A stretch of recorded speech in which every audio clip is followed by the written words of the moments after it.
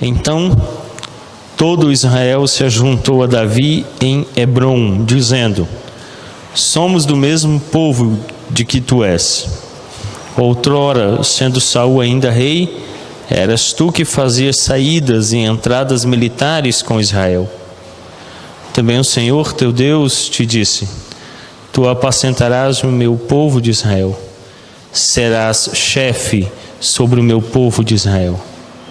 Assim, pois, todos os anciãos de Israel vieram ter com o rei em Hebrom, e Davi fez com eles aliança em Hebrom, perante o Senhor.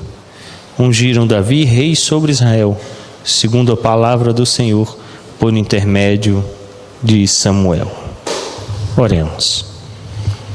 Pai, agora que lemos a palavra e a temos aberta não só diante de nossos olhos, mas do nosso coração, pedimos que o Espírito nos auxilie na compreensão e na aplicação da verdade escrita pelos teus profetas e apóstolos para a nossa edificação. É o que oramos em nome de Cristo Jesus. Amém.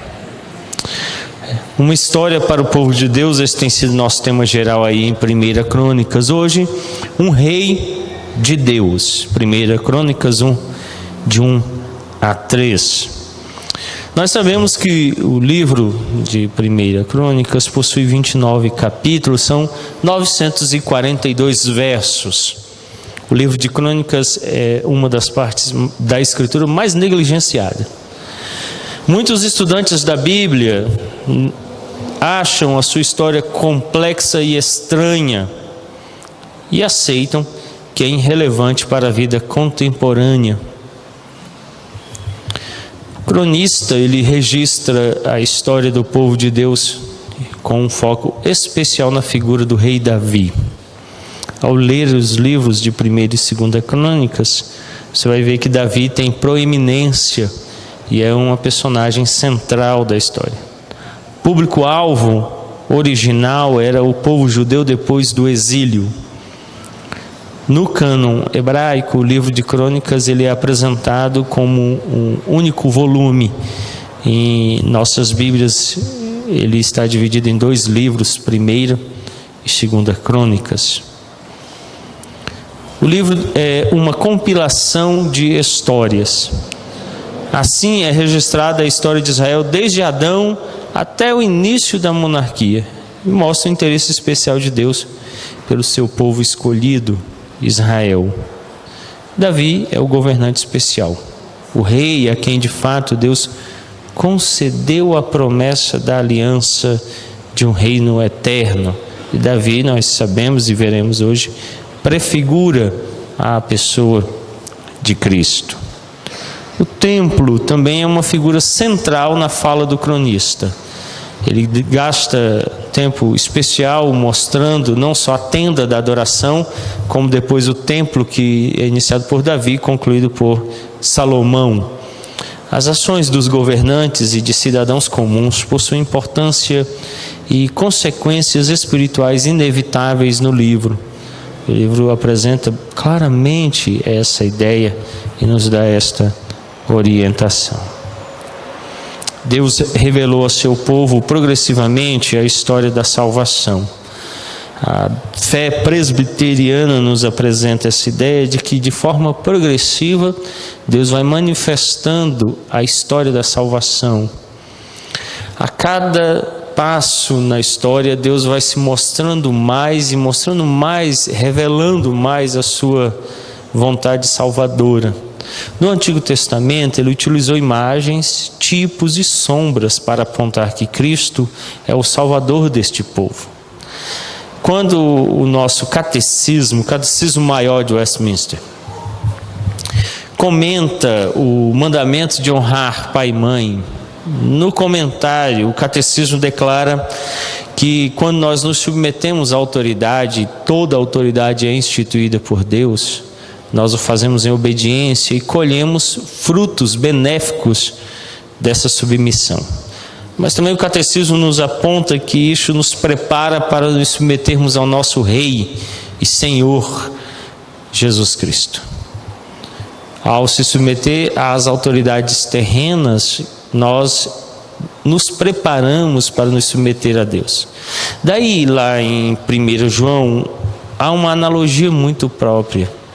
Quando João declara que ninguém pode amar a Deus a quem não vê, se é incapaz de amar o irmão a quem vê. A Bíblia também nos aponta de que se nós não nos colocamos em submissão às autoridades, não nos submeteremos a Deus.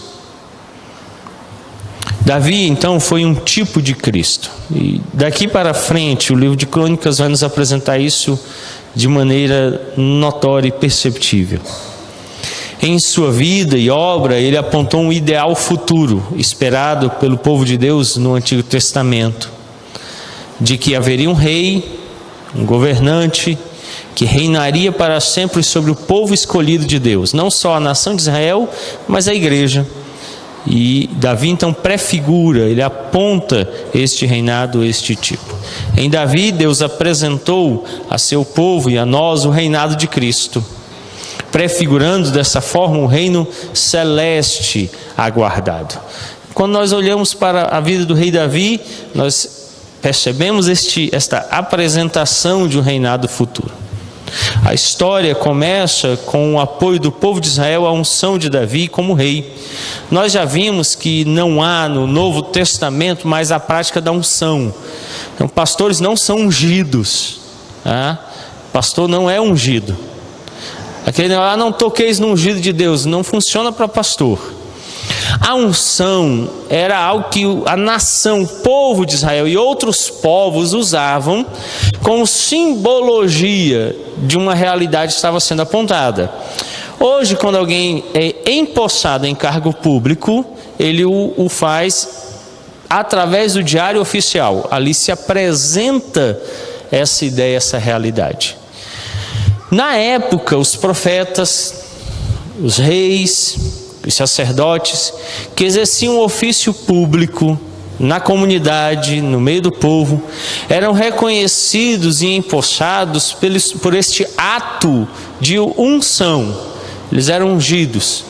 O óleo era um selo, era um sinal visível para que as pessoas vissem que uma outra autoridade estava ungindo alguém para desempenhar qualquer uma dessas três funções.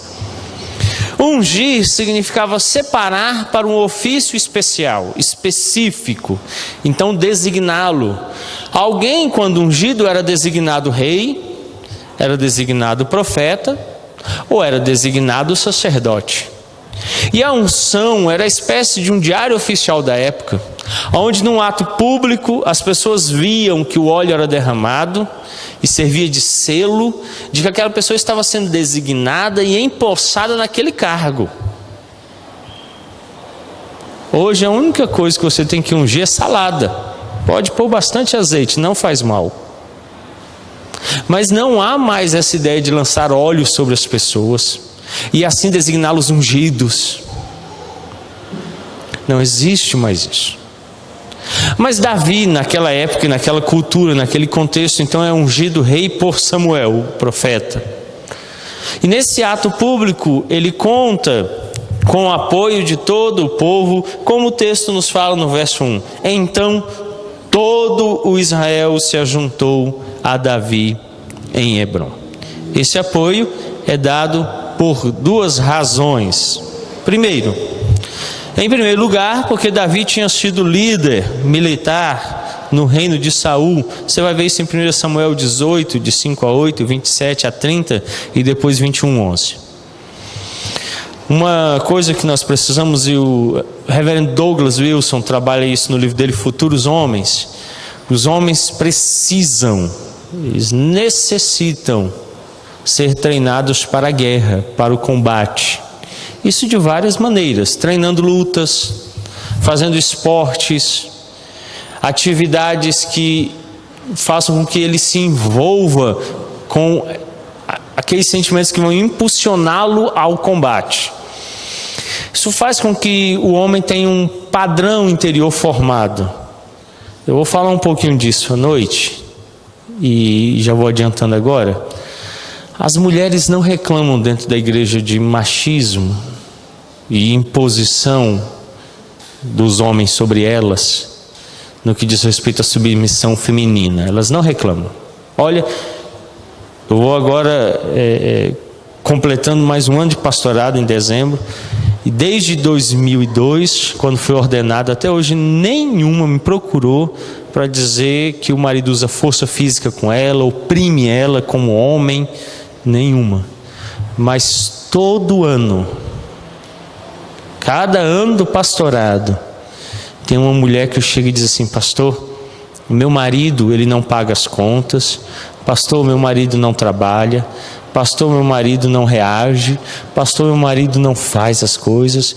A reclamação é por falta de ação, é a omissão. E Davi, ele sempre foi envolvido com cuidado, a proteção, o empenho, ele trabalhou. Você lê as escrituras e vê que Davi cuidava das ovelhas, ele matava literalmente um leão e um urso por dia. Ele se envolvia com batalhas, lutas físicas, ele manuseava armas. Tudo isso impulsiona o homem a essa tarefa da proteção, do cuidado, da guarda do lar, do sustento do lar. Por que as mulheres estão sustentando financeiramente o lar? Porque os homens deixaram de lutar, de prover. Os homens querem ficar literalmente fazendo unha na manicure, passando produto de beleza no cabelo. Eles estão fugindo daquilo que antes era próprio da natureza masculina. Davi, mesmo antes de ser rei, ainda quando Saul era rei, foi louvado porque ele fez o que o rei tinha que fazer. Saiu à frente do exército e derrubou milhares de inimigos no golpe da espada. E o povo louvava por causa da sua masculinidade, do seu impulso de defesa, do seu impulso de proteção, do impulso de manutenção do reino. Coisas que estão faltando nos homens hoje, as mulheres estão assumindo. Então a primeira coisa é que Davi era um líder militar. Em segundo lugar, Davi tinha recebido a profecia de que ele seria o pastor de Israel e se tornaria seu chefe, é o que diz o verso 2. Outrora, sendo Saul ainda rei, veja que o texto está fazendo uma comparação. Quando ainda Saul reinava, quando Saul ainda era o responsável pela manutenção, o cuidado, a proteção do reino, o verso 2 declara: eras tu que fazias saídas e entradas militares com Israel. Também o Senhor teu Deus te disse: tu apacentarás o meu povo de Israel e serás chefe sobre o meu povo de Israel. Nós não sabemos aonde fora dada esta profecia a Davi, mas ela é citada aqui pelo cronista como tendo sido apresentada a ele posteriormente, de que ele seria o pastor de Israel e seria o chefe de Israel. Homens também precisam ser chefes, pastores. Nós temos estudado isso na União Presbiteriana de Homens. Então Davi assumiria a direção da nação e do seu povo. Mas nesta manhã, em primeiro lugar, eu quero considerar com vocês o que diz aí os versos 1 a 3 de 1 Crônicas 11. Primeiro, somos responsáveis pelos governantes. Davi responde a essa aclamação popular com um pacto. Provavelmente, este pacto é semelhante àquele que fora feito por Saul lá em 1 Samuel 10, 25. Isso nos é dito aí no verso 3, acompanhe comigo. Assim, pois, todos os anciãos de Israel vieram a ter com o rei em Hebrom, e Davi fez com eles aliança em Hebrom, perante o Senhor. Ungiram Davi rei sobre Israel, segundo a palavra do Senhor, por intermédio de Samuel.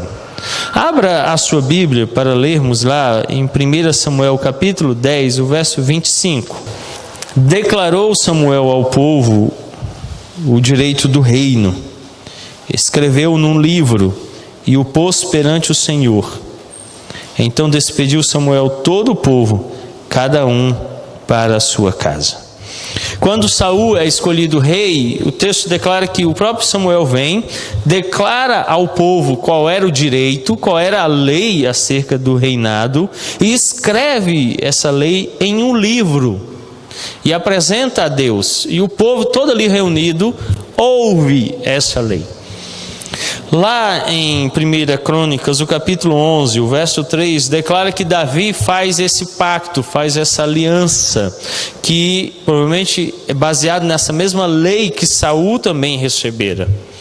Esse então era um documento constitucional, escrito para dirigir o papel do rei, colocando então limites em seus privilégios, conforme Deuteronômio 17, de 14 a 20, abra sua Bíblia. Quinto livro da lei de Moisés, chamado Deuteronômio, capítulo 17, para lermos com fé os versos 14 a 20. Quando entrares na terra que te dá o Senhor teu Deus, e a possuíres, e nela habitares, e disseres: estabelecerei sobre mim um rei, como todas as nações que se acham em redor de mim. Estabelecerás com efeito sobre ti como rei aquele que o Senhor teu Deus escolher. Homem estranho, que não seja dentre os teus irmãos, não estabelecerás sobre ti, e sim um dentre eles. Porém este não multiplicará para si cavalos, nem fará voltar o povo ao Egito para multiplicar cavalos, pois o Senhor vos disse: nunca mais voltareis por este caminho. Tampouco para si multiplicará mulheres, para que o seu coração se não desvie, nem multiplicará muito para si a prata ou o ouro. Também quando se assentar no trono do seu reino, escreverá para si um translado desta lei num livro, do que está diante dos levitas e sacerdotes. E o terá consigo, e nele lerá todos os dias da sua vida, para que aprenda a temer o Senhor seu Deus, a fim de guardar todas as palavras desta lei e estes estatutos para os cumprir. Isso fará para que o seu coração não se eleve sobre seus irmãos e não se aparte do mandamento, nem para a direita nem para a esquerda, de sorte que prolongue os dias do seu reino, ele e seus filhos no meio de Israel. Nós encontramos então aqui o estabelecimento deste documento constitucional que dirige o rei. Meus irmãos, nós precisamos como igreja tornar este princípio básico. Moisés estabelece que o rei tinha parâmetros para ser rei, princípios que deveriam dirigi-lo no seu reinado, para que esse reinado se estendesse. Saul, ao assumir o reino, recebe de Samuel este livro da lei sobre como deveria ser o reinado. Agora Davi adere a este princípio constitucional, mas nós estamos vivendo uma época em que nós estamos desprovidos dessa responsabilidade. É triste que ao consultarmos a igreja se percebe que a igreja não conhece a lei do país, não conhece a lei que rege os seus governantes. Às vezes eu fico triste porque eu encontro cristãos agradecendo porque governantes deram isto ou aquilo à igreja, fazendo barganhas em troca de terrenos ou benfeitorias outras, quando a nossa lei diz que é obrigação do Estado prover à comunidade tais áreas, tais recursos. E a gente então se torna refém dos governantes. Na última eleição, foi grande o número de cristãos que se prostituíram, recebendo quantias de políticos para fazer propaganda, para votar, o denominado popularmente voto de cabresto, quantias irrisórias que não ultrapassavam R$50, colocaram o nosso país em miséria, em desgraça, porque ajudaram a eleger pessoas que, pelo roubo, pela mentira, usurparam o direito de governantes legítimos, se venderam por mixarias. Israel participava na colocação do rei. O texto começa dizendo, e é muito diferente daquela nossa visão de monarquia, que todo o povo se reuniu. Ali Davi encontrou apoio popular. Todo Israel estava reunido. E por dois motivos eles aceitaram o reinado de Davi. O primeiro era que Davi tinha hombridade. Davi manifestava tudo aquilo que um homem precisa manifestar. Ele tinha um empenho de luta, de defesa, de manutenção da ordem, de prover. Ele era trabalhador, desde a mais tenra idade, pastor de ovelhas. O texto declara que ele recebera de Deus apoio, porque tinha uma profecia dada a Davi. O texto declara que Davi sempre lutou, mesmo quando o rei era outro. Ele não ficava à mercê das oportunidades, ele agia mesmo quando havia um rei mau sobre a nação, fazia o seu papel. O texto apresenta também que o povo reconheceu que Davi seria pastor de Israel, que Davi exerceria o papel que um homem tem que exercer na família, de pastoreá-la, conduzi-la, dirigi-la. Como é que nós estamos escolhendo os nossos governantes? Que leis têm regido a nossa escolha? De que forma temos atentado? Será que é pela inclinação pessoal do seu gosto? Outrora eu já ouvi cristãos dizendo que votam porque acharam um candidato tal bonito, ou apessoado, ou porque é de família votar em determinado partido. A Bíblia mostra que o povo de Israel participava na escolha dos seus líderes de forma consciente. Tinha uma lei que dava diretriz, que dirigia. Havia princípios perceptíveis que o povo via. O texto declara que o povo todo estava reunido e falava acerca daquilo que Davi era. Uma personalidade pública. E que era notória a percepção de que eles estavam vendo quem Davi era e o que Davi fazia. Será que nós estamos nos envolvendo na escolha dos nossos líderes políticos? Orado, participado, feito o uso da lei. Não se esqueça que a lei, ela nos é dada, não só a lei de Deus, mas a lei dada através dos homens, pela graça comum, para nos dirigir. Como este livro que nós não o temos registrado, que fora escrito por Samuel, e que agora servia para que os reis fizessem aliança e juramento, e era lido para o povo, e o povo tinha conhecimento daquilo que restringia o rei. E você vai ver, por exemplo, na vida de Salomão, a queda de Salomão se dá porque ele quebra todos os princípios constitucionais deste livro real. Comprou cavalos, casou-se com mulheres estrangeiras, reuniu muito ouro e muita prata para si mesmo, ao contrário do seu pai Davi, que deu todo o seu ouro e toda a sua prata para o Senhor. Salomão caiu. Nós somos responsáveis pelos governantes, em analisá-los, olhar a sua vida pregressa, conferir na lei se o pacto e a aliança que eles fazem está sendo cumprida. A igreja tem uma responsabilidade pelo voto cidadão, em votar conscientemente.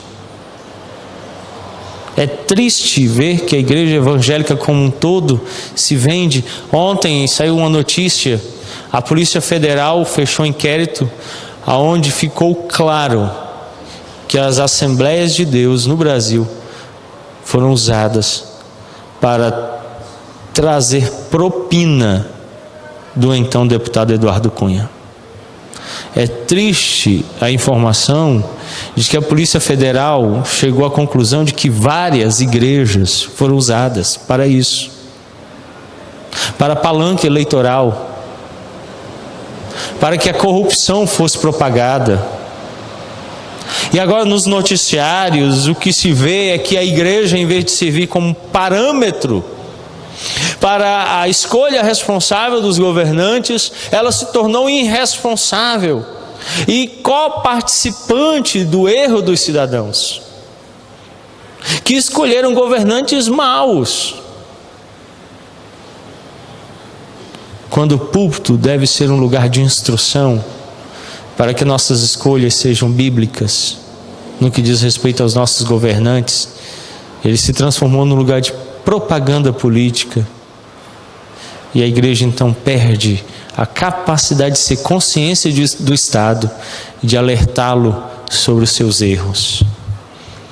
Em segundo lugar, Deus deve dirigir nossas escolhas políticas. Lembre-se disso. Deus deve dirigir nossas escolhas políticas. A nossa escolha política, ela não deve ser dirigida pelos nossos sentimentos pessoais ou escolhas pessoais.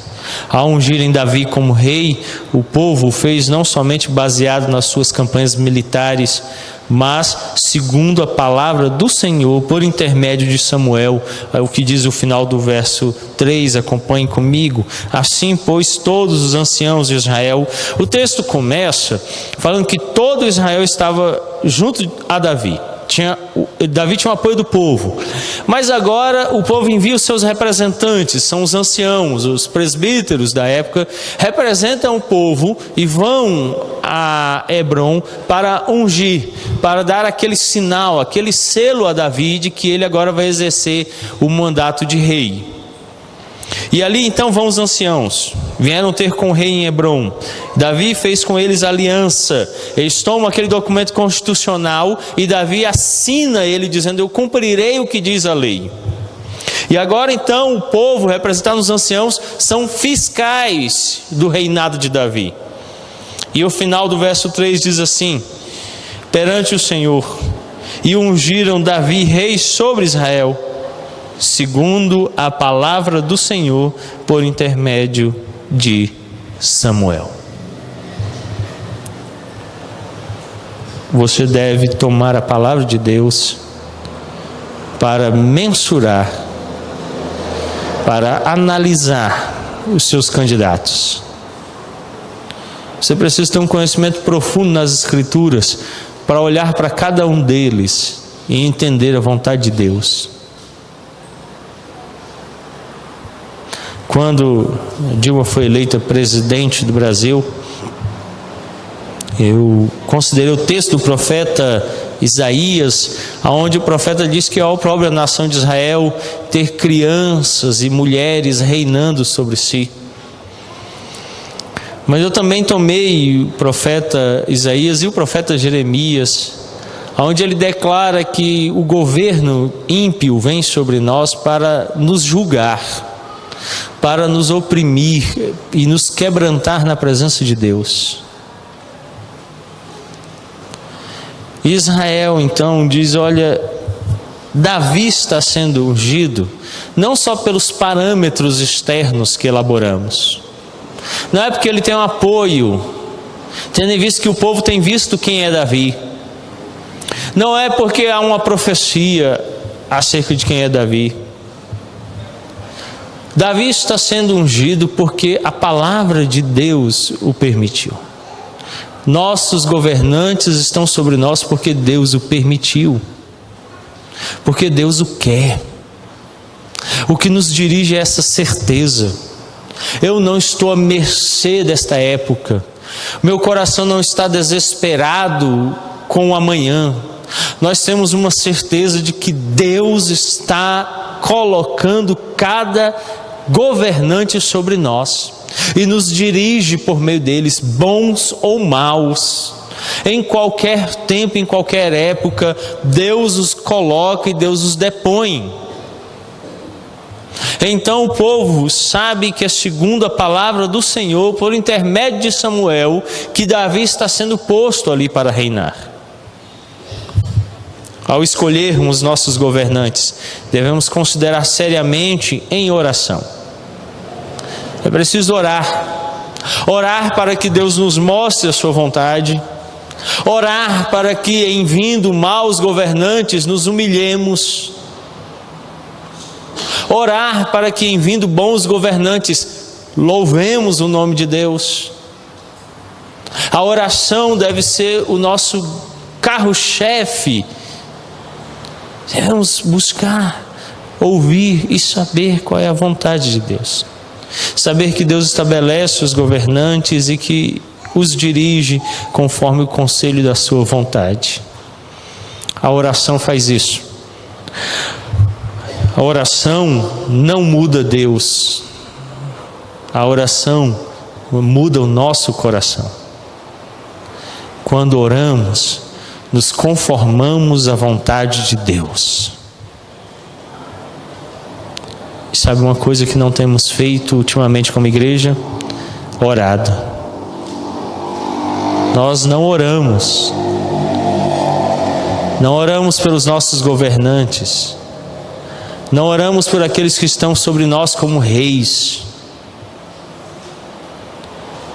Para então percebermos que não só Deus os estabeleceu por um motivo, que precisamos saber qual é, e assim nos conformarmos a este motivo e termos descanso em nosso coração.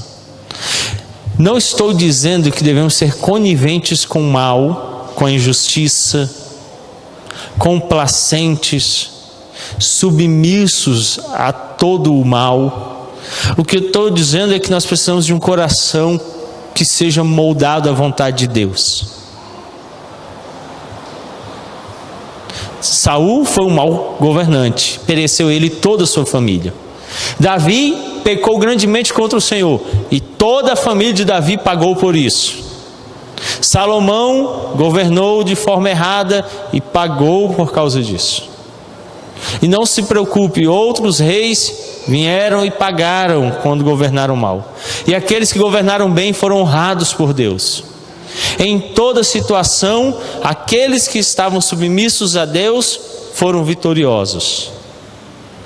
Quando nós pensamos em termos de governo estabelecido sobre nós, não deve nos preocupar a bandeira política, não deve nos preocupar quem são os governantes ou como estão governando. A nossa maior preocupação deve ser nos amoldar à vontade de Deus. E aí, não importa o político, o governante, o que ele esteja fazendo, você vai estar vivendo a vontade de Deus. Isso tranquiliza o seu coração, isso muda e transforma a sua vida. O povo, sabendo quem era Davi, conhecendo a Davi, busca viver a vontade de Deus e o unge, porque a palavra do Senhor o disse por intermédio de Samuel. Que vivamos conforme a palavra de Deus, que submetamos as autoridades à palavra de Deus, que as nossas escolhas sejam conforme a palavra de Deus, conduzidas em oração, e que a lei que Deus tem nos dado nos ajude a dirigir os nossos governantes, para que eles vivam de acordo com a justiça, honrem a Deus e que produzam bem comum para todos os homens em todo lugar. Oremos, curva a sua fronte, feche os seus olhos, vamos falar com Deus. Pai querido,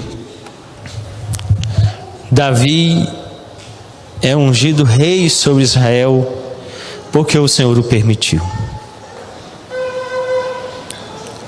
Nós temos sobre nós governantes, porque o Senhor o permitiu.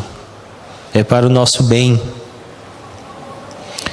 Quer sejam bons, quer sejam maus, em toda e qualquer situação, todas as coisas cooperam para o bem daqueles que amam a Deus. Se estamos sofrendo com maus governantes, que haja instrução para o nosso coração. Se o Senhor nos der bons governantes no dia de amanhã, que o nosso coração glorifique a Deus. Pai, nós rogamos, nós pedimos. O Senhor nos ajude, Pai, a crescer dia a dia em maturidade, para que a escolha seja feita em sabedoria daqueles que hão de nos governar, pois o Senhor nos permitiu vivermos em uma democracia e somos convidados então a participar desta escolha. Dirige a tua igreja para que ela seja sábia neste tempo de uma convulsão social e política em nossa nação. Dar-nos estarmos centrados na palavra e fortalecidos em oração, para termos palavras sábias, para que o Senhor nos dirija na escolha de nossos governantes. É o que nós rogamos, Pai, em o nome santo de Cristo Jesus. Amém.